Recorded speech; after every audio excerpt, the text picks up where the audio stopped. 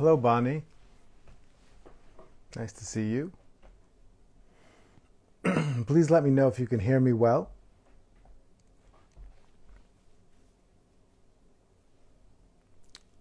Hello, Country Lake Girl.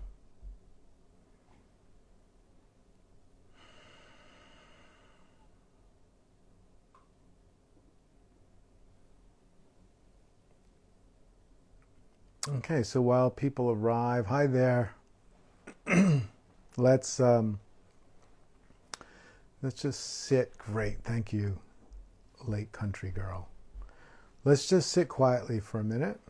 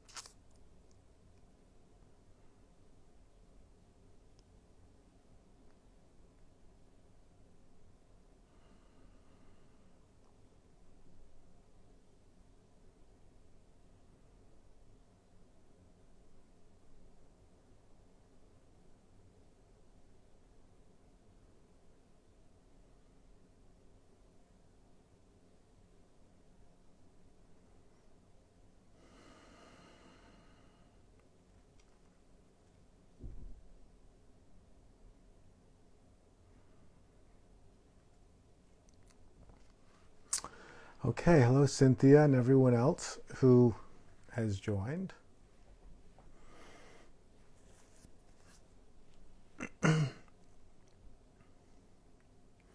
Today I want to share with you a little bit about something called collective awakening.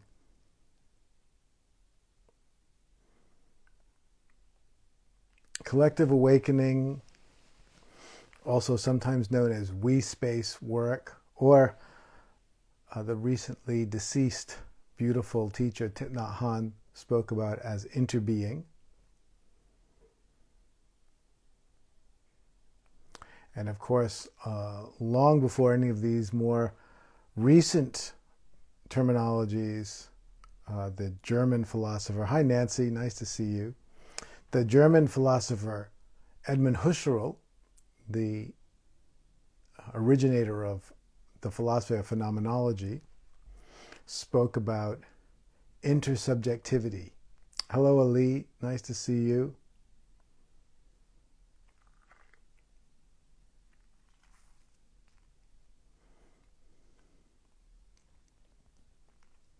So the idea of collective awakening, as distinguished from awakening in maybe the more familiar sense, when we speak about a spiritual awakening, we are speaking about, hi Ali, so good to see you.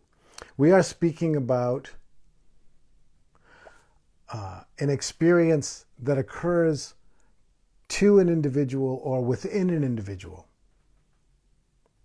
So I have an awakening, you have an awakening, somebody else has an awakening. It's an individual, personal event. When we speak about collective awakening, we're speaking about a group of individuals awakening together. Now, as I see it, there's different layers, there's different levels, there's different depths of collective awakening. Thank you for those hearts, who's ever sending them.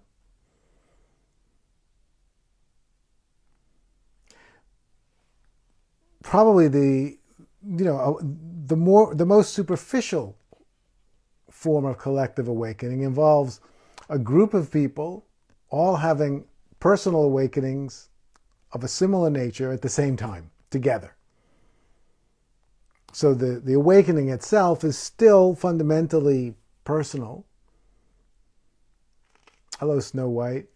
But they're having it together. And because they're having it together, there's also an interconnected aspect of it because they might be sharing about it. And of course, if you're having an awakening, a personal, individual awakening all by yourself, that's, you're having it all by yourself, but there's no real confirmation for it. If you have it with someone else, or even better, in a group of people, and everyone's having a similar awakening experience, there's so much reinforcement that goes on.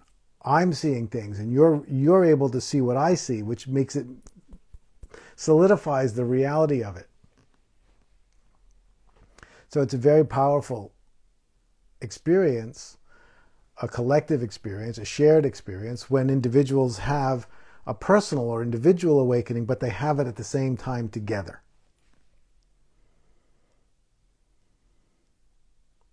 Now, there's another layer, another level, another depth of collective awakening, or the form of collective awakening, in which two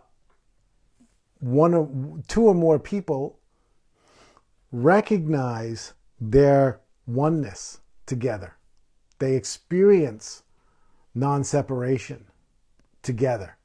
So in other words, so there's one level, which is I'm having a spiritual experience, you're having a spiritual experience, and therefore we can connect in the reality of those experiences. Absolutely. Art by Tigress. The next layer is you and I are recognizing that we are one, that we are not separate.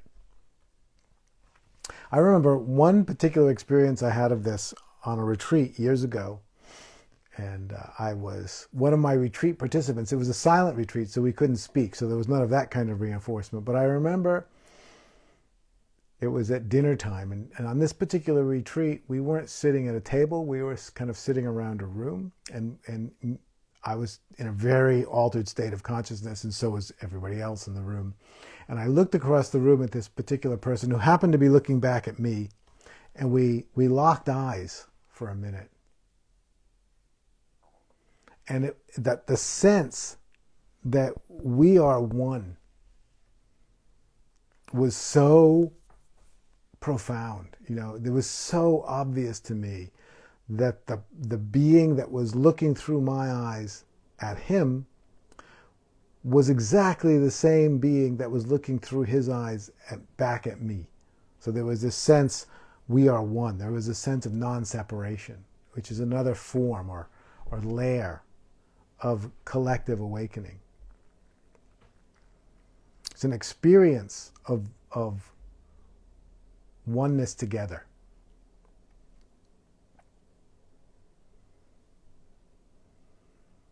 And you could have that with one other person, as I was having with this person, because later we spoke and realized we were having the same experience. But I've also had similar experiences with groups of people where we realize we're all one.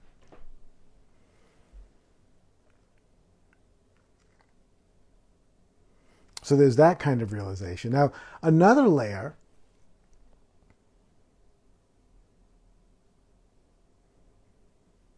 is where we recognize that we are all one, and at the same time, we are able to speak from that oneness together. So there are words coming out of my mouth, but they don't feel like they're coming from me. They feel like they're coming from the higher being that we are. And in certain experiences that I've had of this, it feels like a kind of collective channeling. Hi, Supriya, nice to see you today. A collective channeling where everyone is channeling from this oneness. And so we're not only awakening to the fact of oneness together, we're actually speaking from it. So the layer below that, we're recognizing the oneness, and we may be speaking about the oneness and reinforcing it together, but we are speaking as an individual.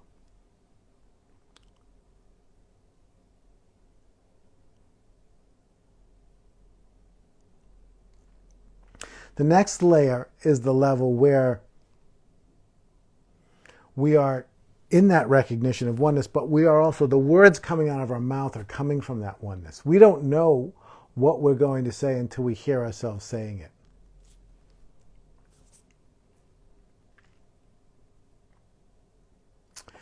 And the final layer that I want to mention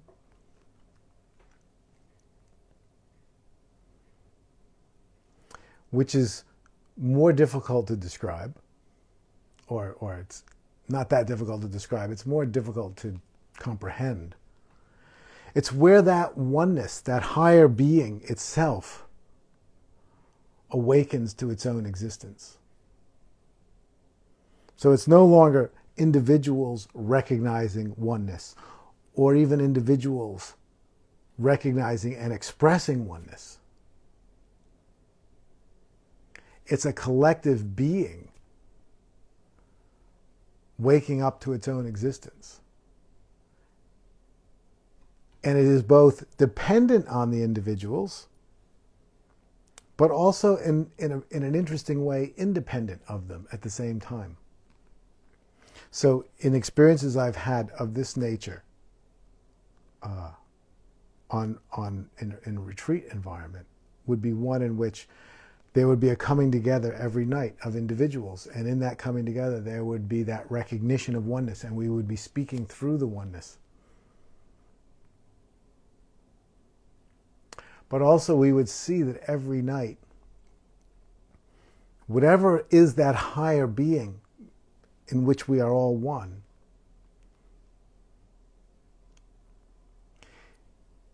it was growing, it was developing, it was learning, even when we weren't together.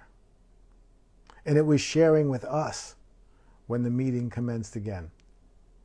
So yes, this is much more difficult to accept as a possibility, because it's not just us having an experience of oneness, but it's the birth of some kind of shared intersubjective being.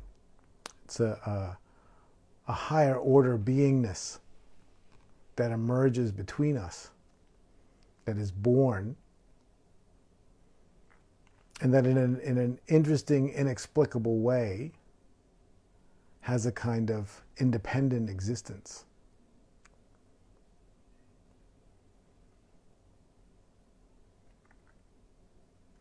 So I did an enormous amount of work in this kind of intersubjective collective awakening for years. But I honestly haven't visited it that much in the last decade or so. Mainly because I became disillusioned with the various ways that it is often pursued, in which emphasizes the individual's experience of oneness, which, as I said, is a layer, it's a level of intersubjective. But what I have experienced as much more profound is that awakening of an intersubjective, or what I have sometimes called a meta-being, a higher order beingness.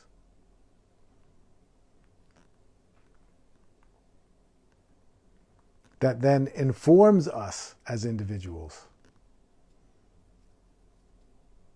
But it's a much more profound and a much more subtle realization. And it's tricky because it can't be pursued. It's tricky because if we're pursuing that kind of collective awakening as an individual, we end up getting in the way. Because for that higher order being to be born, it needs the individuals to step aside. It needs the separation to step aside and allow something new to occur. And that's very difficult for us to do. It's hard, it doesn't even make sense. Because that collective being does need us. It is dependent on us. And yet it also needs us to step aside. But in the work that I'm doing, I'm seeing more and more how that kind of intersubjective, collective awakening is emerging. And so it's inspiring me to want to speak about that again, which is why I wanted to introduce that here. Because I feel like that is an absolutely crucial development for our world. Because what it allows is a higher order of perception, a higher order of care, love, wisdom, higher than any one of us as an individual can attain.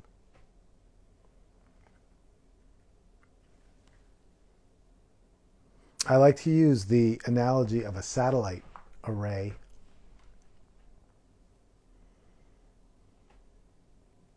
You know, let's say you have a satellite dish that's 50, I don't know, let's say 20 yards wide or 20 meters wide. It's a pretty big dish, I would think. And you spread them out in a field, but in the field, you know, you can spread them out over kilometers of distance. And you take those satellites and you point them. Hey, Mia, nice to see you. Yes, I'm back here. I'm still nursing a broken rib, but I'm slowly returning to business. So you spread these satellite dishes out in a field over kilometers of distance. And effectively, when you look into the sky, when you use them as a telescope to look into the sky, you have the power of a satellite dish that's kilometers wide, even though it's made up of individual satellite dishes. But none of those individual satellite dishes could look as deeply into space as they all can together. And that's what I see and have experienced as possible. Collectively, when we are tuned to one another,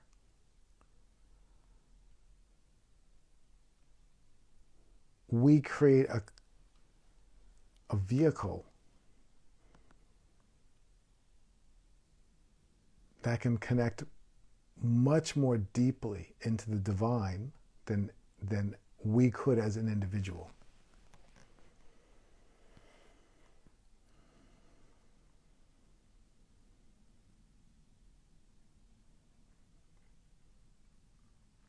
And so I'm inspired to open up my own inquiry again into collective forms of awakening, intersubjective forms of awakening. Hello, Cliff. And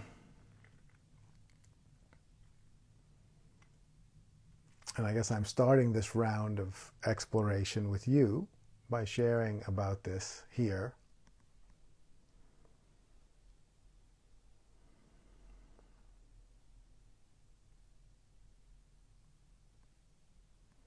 And what I want to do now is invite you into meditation with me.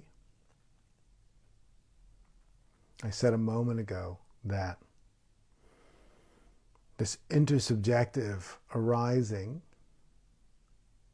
needs us to get out of the way.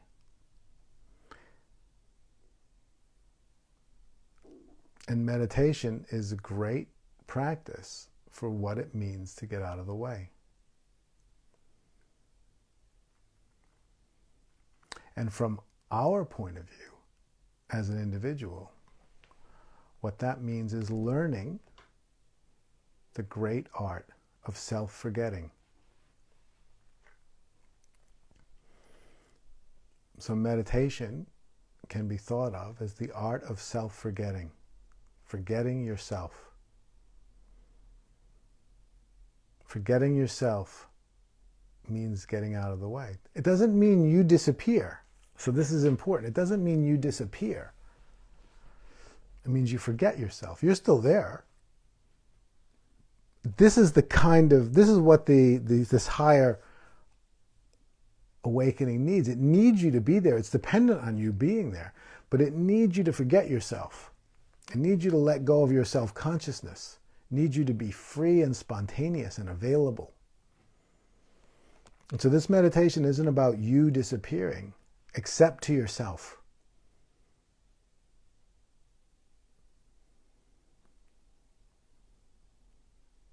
It's about forgetting yourself and just being yourself. So close your eyes.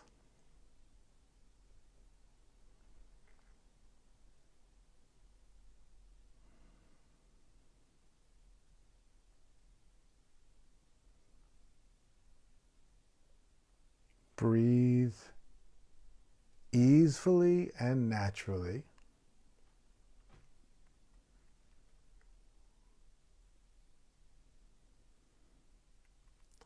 Allow your body to come to rest and be comfortable.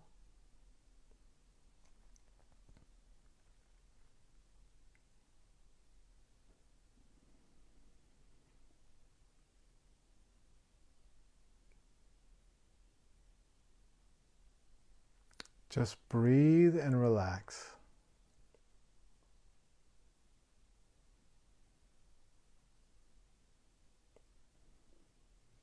Don't pay any attention to what your mind might be thinking.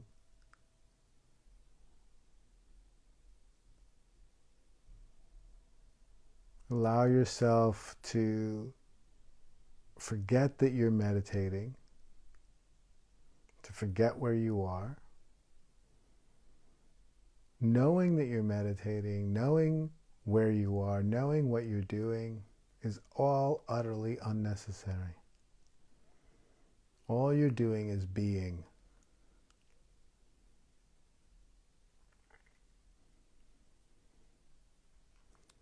And you can't not be.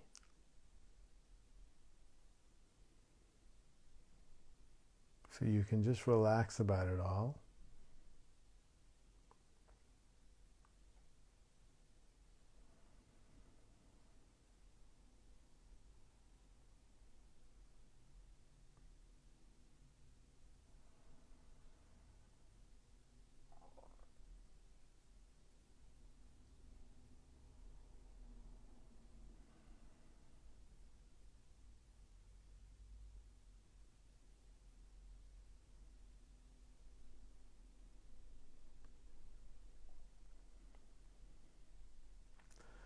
Just relax and blissfully forget what you're doing, forget where you are, forget who you are. It's perfect release and perfect relief.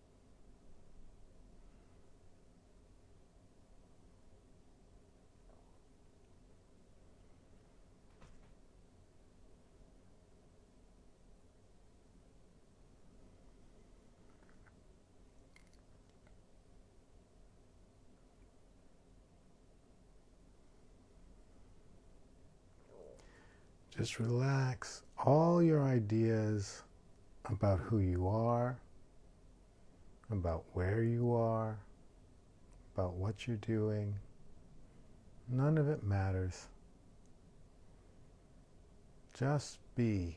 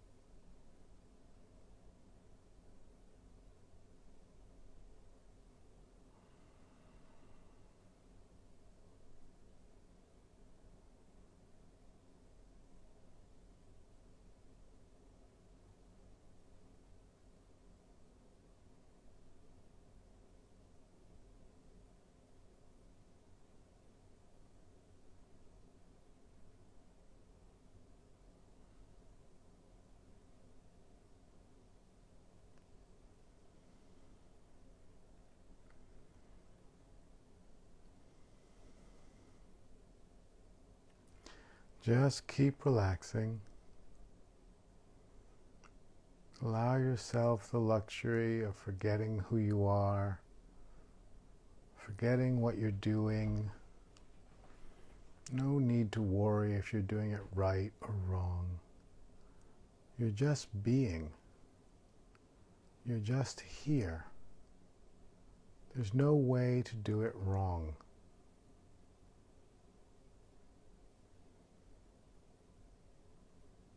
Just relax and forget everything.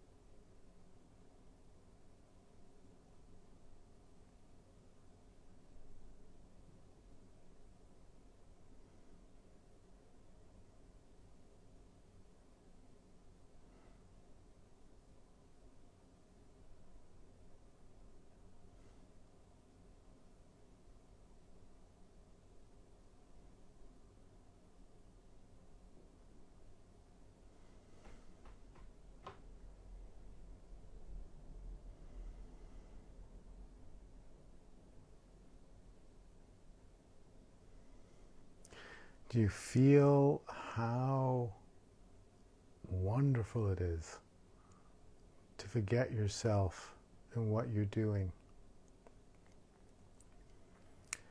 We spend so much of our energy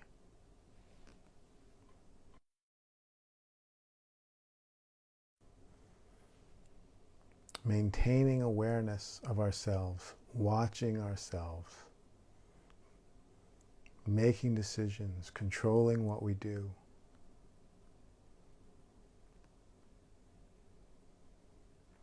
All of that self-analysis and self-control is exhausting.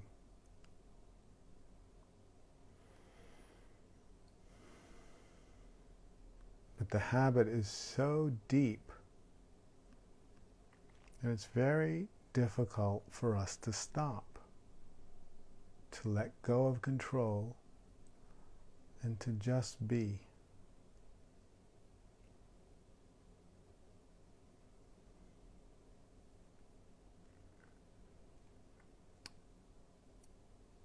We have a little taste of it at night when we go to sleep, but most of us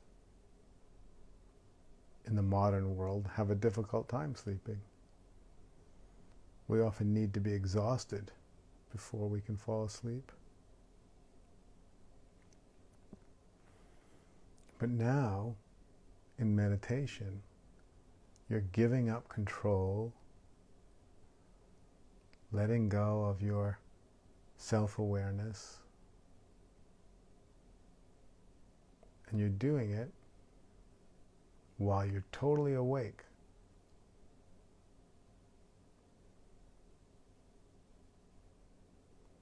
Just be.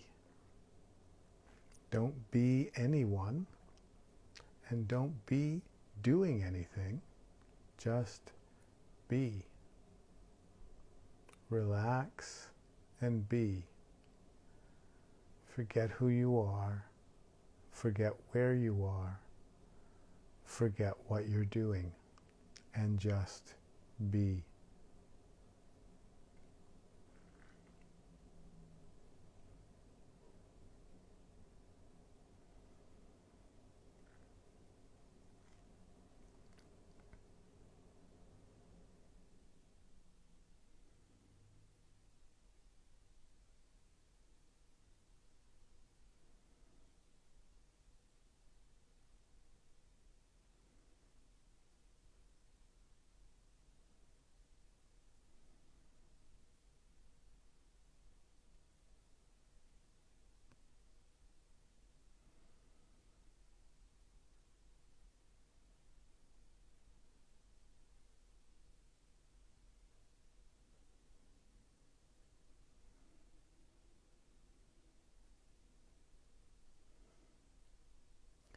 To whatever extent you're able to forget who you are, to forget where you are, and to forget what you're doing, you will feel a profound relief. It will be so easy to be,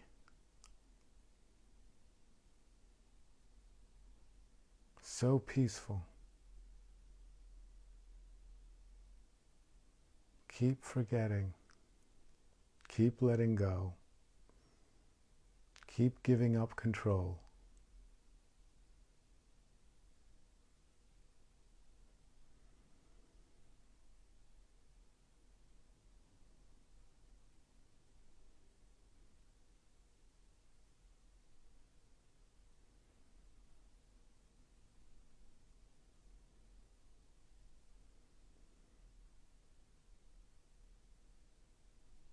The interesting question is, who are you when you forget yourself? Who are you when you don't remember who you are? You don't remember, so you could be anyone.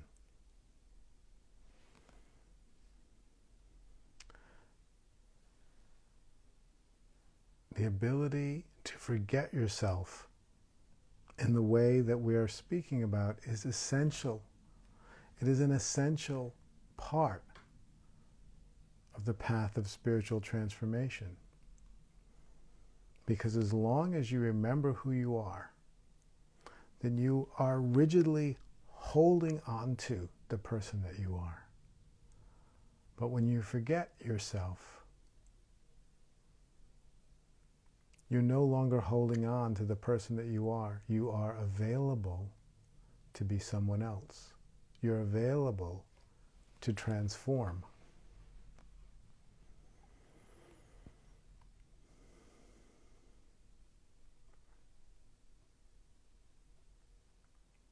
Any truly transformative movement of growth needs us to let go.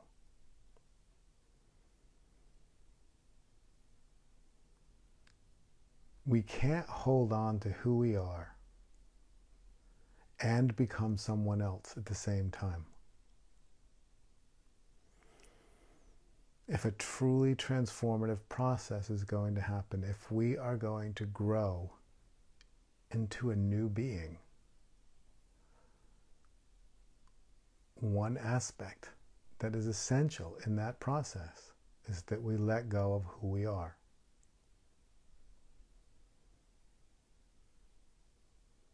The kind of meditation that we've been doing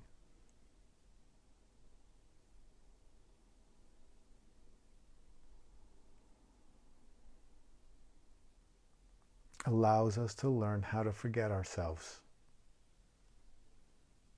how to give up control, how to let go of who we are, so that we become available for transformation. And when we speak about collective awakening, collective transformation, and the way that I started this conversation, it's equally important. That collective awakening, that collective being, is dependent on us. It is dependent on our presence. But it also needs us to get out of the way. It needs us to be there, but be available. It needs us to be present. We are its body. But it needs us to forget ourselves too. It needs us to let go so that we're available to be inhabited by a different possibility, to become a different kind of being.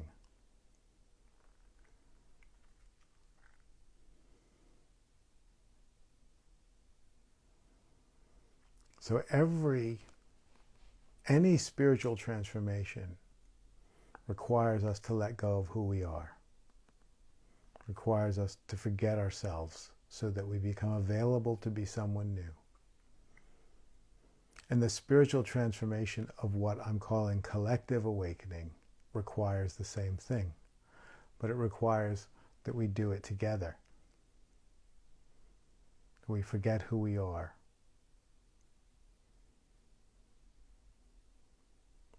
So that we can discover that we are one. And ultimately, so that that one can speak and act through us.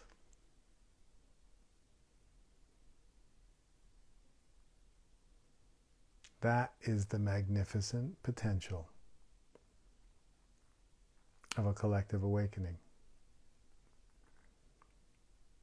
It allows a higher order being to gain access to the world, a higher order love, a higher order wisdom, to gain access through the world, through collectively awakened individuals.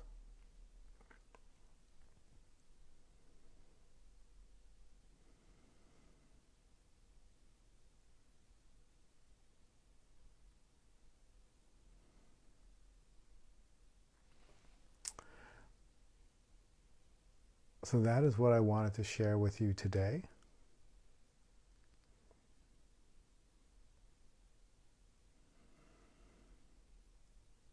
I want to thank you very much for joining me, for being here, all of you who came. Some of you I had a chance to say hello to, others I did not. But know that I appreciate each and every one of you. So thank you so much for being here and for being part of this collective awakening that we just experienced. Thank you so much. Thank you so much, Nancy. Bye now. I'll see you all again soon. Bye. You're very welcome.